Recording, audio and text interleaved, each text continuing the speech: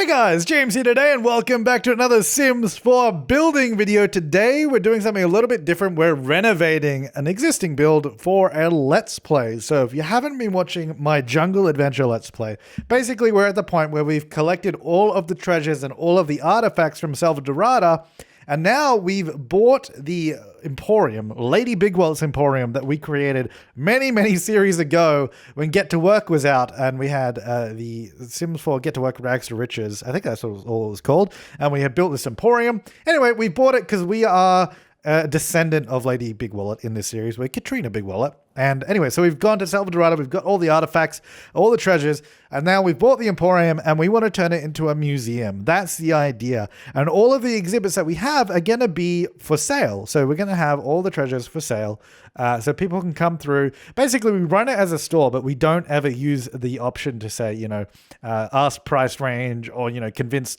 we never convince them to buy stuff. We just answer their questions, hang out, let them sort of wander around the museum. That's the idea behind this. And that's what we're doing. And obviously, I decided to turn it into a temple theme because these are obviously all artifacts from the temple. So I'm changing the interior to reflect that. I wanted to keep the exterior as similar as possible. We already have done a lot of work on the exterior. We did that in part 13 of the Let's Play series. I think it was part 13. Yeah, it must have been.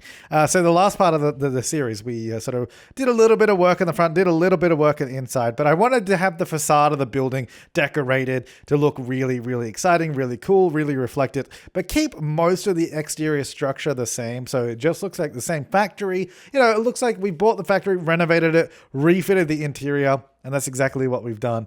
Now, a key centerpiece to this is that big totem in the middle, which I was really happy that we could actually fit that there. And that's one of those totems, and it goes from the basement and sort of stretches up 2 floors, and it sort of sits right in the center. So it's this huge piece on display, which I thought was really cool. I wish Sims would actually go there and look at it. They don't, but Anyway, so I'm trying to figure out the layout of this. I want to do it in some almost a traditional museum sort of fashion, where you kind of follow a pathway throughout the museum. It's not just one big open room, because I feel like, now I'm no museum expert and I don't visit museums often. Believe it or not, that's not really my scene.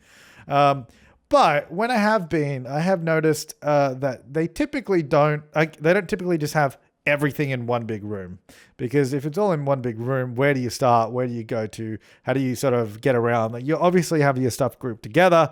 I mean, that's basic common sense. But also, I designed it in a way that sort of, it's like a flowing pathway. So you come in here. This is our little entrance, which actually I really like this bit. Sorry, let me just get sidetracked a bit. So the idea here is this is a 2-story area, but the upper floor is kind of like the rafters. It's kind of like, it's like above the decorated space. So they decorated the lower floor heavily. They got light rigging in here as well, so you can hang lights off it. Then the upper floor is kind of just like the rafters and just like the undecorated section. And I thought that looked so cool. It looks great in the screenshots. I'm so excited for it. Anyway, yeah, so we come in here, we got these sort of vases, then it basically flows around in one continuous pathway throughout the building. So you come through here, then the next room is a big 3-story totem, and then you sort of follow that through, and you'll see the pathway come together as we start building more of this.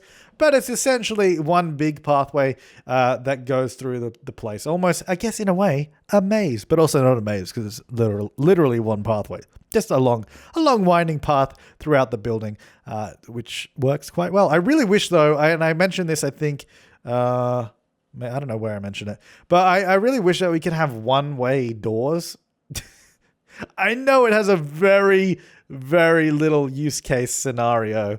In this case, I'd want Sims to only walk one direction through this, because I have the exit, so basically you enter this way here off the sort of foyer, and then the exit is actually on the opposite side of the foyer, so you come back in. Because the last room that's where we put all the real treasures, because at the moment we're just doing the artifacts like those vases there, and then we do the masks, and we do the skulls, and we do the knives upstairs. And then the last room at the end is this beautiful treasure room. It has all those sort of really expensive $10,000 frogs and those calendar plates and all that kind of stuff. But everyone, when I open it, everyone just sort of flocks to that bit instead of walking through the museum. So it kind of leaves the rest of the museum a little empty, though they do use a little bit of it because where I have the bathroom is just behind that golden vase there in the bottom left. You see them there? That's where the bathroom is. So they do walk through that bit. And I have put a couple of benches in this place too. So Sims have been known to walk through and take a nap on a bench. So get excited for that. Anyway, so right now I'm trying to figure out how to do the layout because I initially wasn't going to have this upper floor, but I realized I actually needed more room. So what I've done is I actually got these two wide stairs that go up the top here. So basically you come into this room in the middle floor of this totem. You get to see the totem there. Then you sort of loop around, you go up, you get to the top floor and you get this overhead view of the whole space. And then it sort of wraps around to the corridor up the top. And it basically sort of brings you around. It essentially makes it a really, really inefficient path for Sims to walk, which is why they never walk on it. Because in the Sims, they want to get to a place as quickly as possible, and it makes no sense to walk that way. So unless you force your Sim to go that way, they're not going to do it. So just keep that in mind. But anyway, I think for a museum, it made sense, and I thought it was kind of cool because you get really cool views of this place. So I just did a little archway there. Then this hallway up the top, that's where we put all the other artifacts, like I was talking about just before, the skulls, the knives, the masks, that kind of stuff. And then those stairs down the bottom here, this is where we sort of come into this room here, where now is going to be the treasure room. And then I'm just choosing a door here to put into the, because we still have the living quarters on the back. We got the apartment at the back where we can stay with the bed and the kitchen and all that.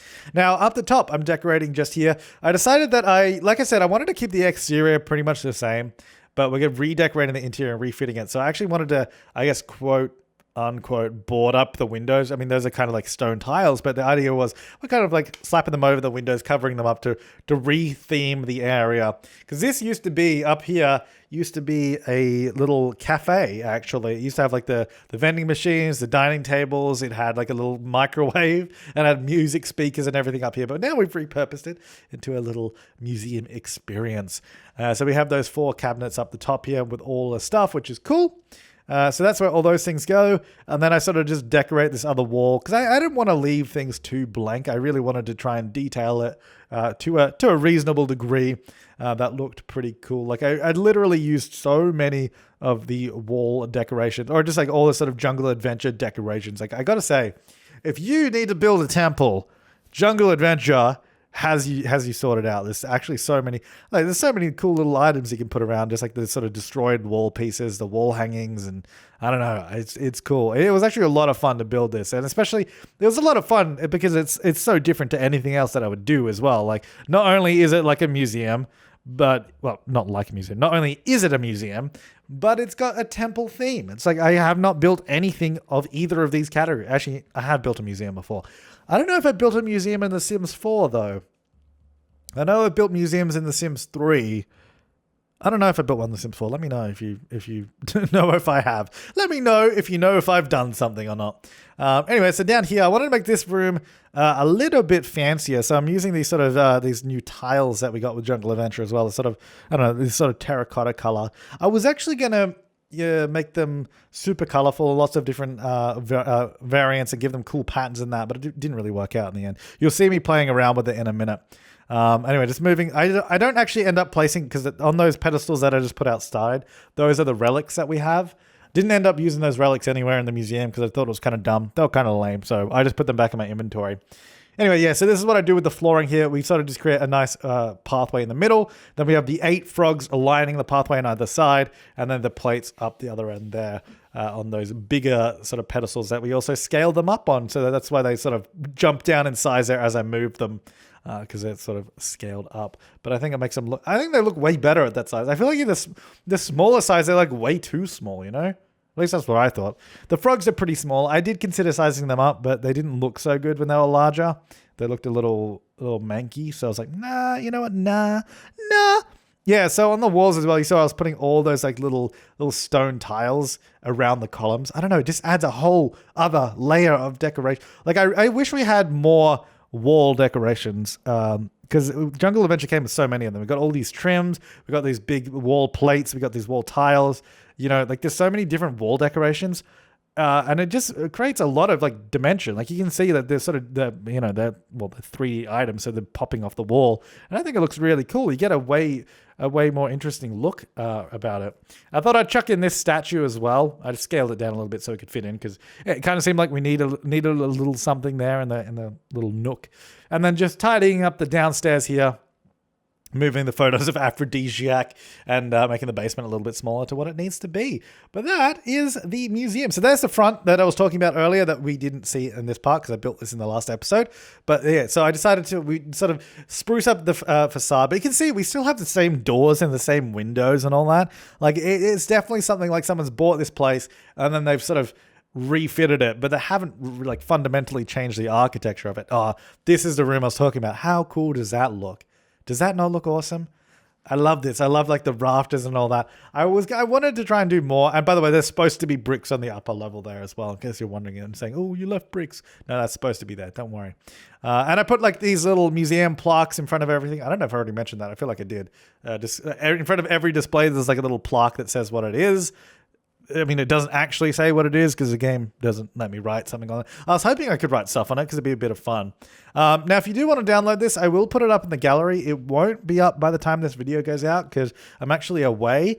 But please do remind me once I get back to upload this to the gallery, and I will do just that.